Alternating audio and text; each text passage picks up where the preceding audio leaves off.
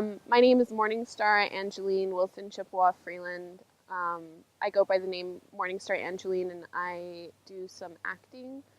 And through that, I've gotten to know Ryan Begay, and we've had extensive conversations about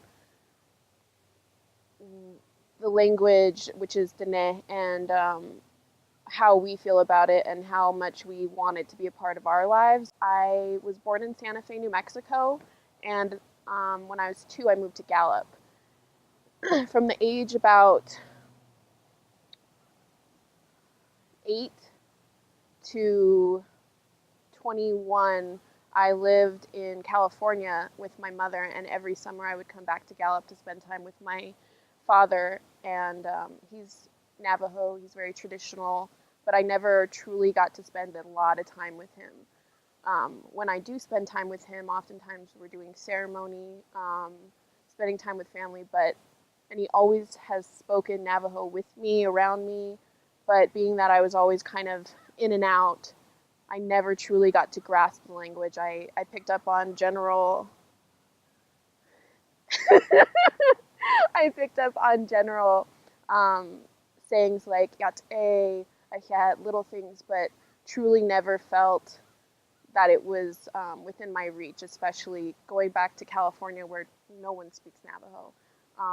And it's such a hard language, and being that my first language is English, it sets that roadblock. So it's just saying I want to incorporate the language and share what I get to know about the language, the culture, and the stories that come within the language, because even though I have a grasp of traditional values, I can't grasp it all until I know that language, because so much of the culture is within that you can't grasp just by seeing it and seeing people speak in English. I feel it's my duty as an urban native to do what I can for myself to get to know the language, and also to share what I come across as well. So it's just good to see someone like Ryan doing this and hopefully getting support from not only the Navajo community, but also general natives, because we're always struggling with this, and it's across the board for so many different nations within the United States and just indigenous cultures.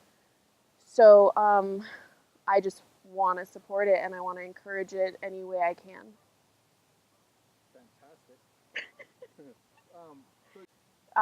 There's a part of us that I think is connected to, it wants to be connected to others and where we come from, whatever that means to us. So whether it's your religious birthright or your culture or your race, there's always kind of that need, or family even, to go back to it. And I think everyone can identify with that.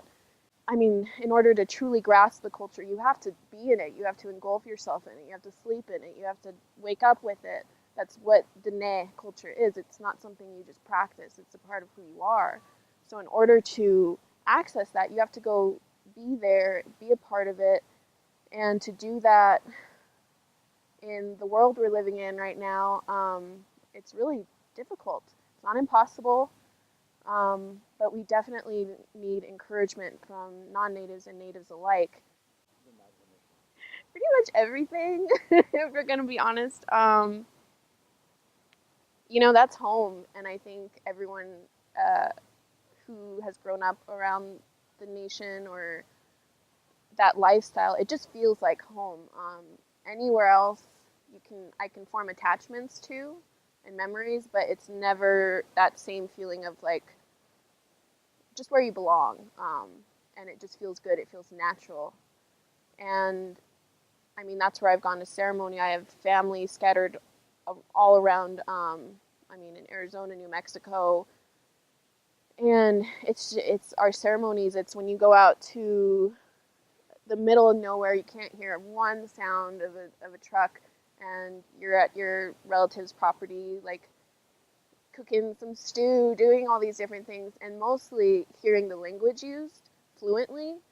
I never have felt like I feel left out of the conversation when Navajo is being spoken. I'm never like, I want to know what they're saying. I mean, it just kind of, you feel it.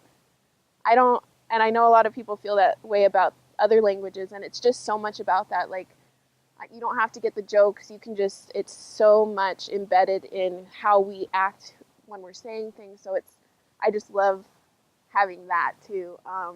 And seeing like youth who are happy growing up in a situation that some may perceive as being less than or impoverished. And when you go there, oftentimes we as natives don't feel we're impoverished. There's a lot of natives being adopted out, so they're growing up with non-native families. There's people who have to move away for the reservation for whatever reason, like I had to, and you lose that access. But by no means should the door ever feel closed on you. It should always just feel open, like it's home. You knock on the door and you say, okay, I'm going to come back in, and you reintroduce yourself to your culture. But you should never feel like you're shunned or in any way because you're undeserving of it. Like, we are so deserving to know our culture. We need the time and resources to reach out to it on our own and then address our culture's unique translation of the world around us, really. I mean, we have a totally different way of perceiving the world, so we need to readdress what it means to be Navajo in 2016, and do it with love and acceptance of people who want to help, especially Native people or Navajo, as we're talking about specifically here.